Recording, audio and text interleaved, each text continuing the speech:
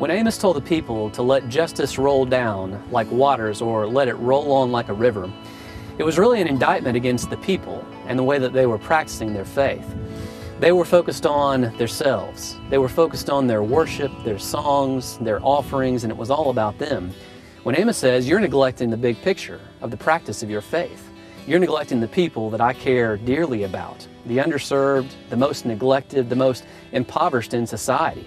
So Amos is saying, you need to focus on the things that I'm focused on.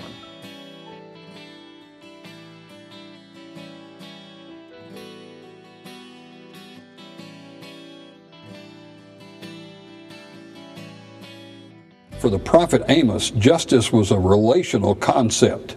It meant simply to treat persons right. And obviously, in the religious community, there were oppressed people who were not getting treated right. Justice to me seems more like the doing of something. Compassion is great, it's meaningful, but that's just the feeling level. At some point you have to do something, and I think that's the justice component of it. We have to train ourselves to look at the structures that might promote injustice and those systemic causes that really create burdens on the poor and those who are ostracized by society. Helping our churches to understand delivering justice and making justice a pro-family value is a very difficult task, because for so many churches it's not even close to how they conceive their mission and the way that they practice their faith. We've got to begin by helping churches to embrace the cause of justice as an important part of what they do week to week as the people of God. We've got to help them to see that God's command to do justice is a mandate. About 2 years ago, I took my 10-year-old son with me to Africa. We were doing a pro-family experiment in justice because we were doing HIV testing with oral swabs. And my son, who was 10 at the time, sat right next to me, and he got to see a Maasai warrior who exploded with excitement when he realized he was not HIV positive. But my son was actually the one who told me that the 16-year-old girl in front of us was positive. He read the test, he showed it to me, and then he sat with me as we sat with her to tell her about what her future might look like. One of the hard things about justice is how do you bring it down to my family? And that's a great way. I mean, essentially justice is talking about making something right. And so what is more of a family value than that?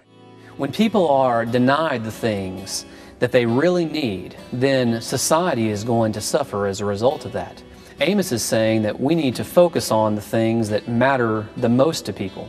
The top 3 justice issues for Alabama Baptist are the equality of women, the treatment of the poor in our society, and bridging the gap between races and the racism that continues to pervade our society.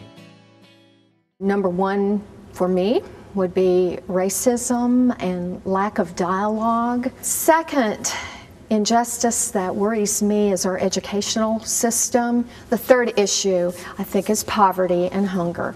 Number 1 to me is the immigrants, come from different countries.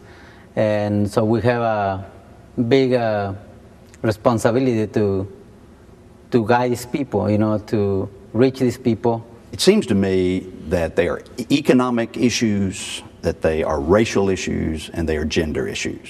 I think I would add only 2 others to that.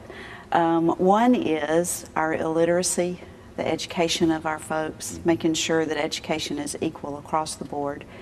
And the other, which deals with the systemic issues, is the rewriting of the Alabama Constitution. I think somehow we've got to get in there and have influence and put our fingerprints on that in order to affect all of the issues that both of us have mentioned. Gary, I think the top 3 issues facing Alabama CBF right now, number 1 is the racial issue. I think the economic issues in our state are huge. The fact that the tax structure affects the poor the way it does somehow has to be addressed. And then I think thirdly, just the way we transact relational business among churches, among Christians in Alabama CBF life and in our state. is very important. I think public education, women in ministry, and the racial issue are the top three compelling issues for me. And on a personal level, I think it's important that Christians develop a sense of fairness about all of these issues. Something in us ought to recoil at the thought of people being treated unjustly, as women, as people of other races, and I think people who are deprived of a quality education. If the Cooperative Baptist Fellowship of Alabama becomes known statewide as a Let Justice Roll Down organization, we'll be known as a friend to the poor. We'll be coming alongside those who have the greatest needs in Alabama and thereby have an avenue to share the gospel. And the second thing is that we're going to see genuine transformation take place. We're going to see the poor lifted up. We're going to see the year of Jubilee come to those to whom Jesus also came to serve when he was on the earth. El profeta Amós habló de la justicia y dijo, pero corra el juicio como las aguas y la justicia como impetuoso arroyo.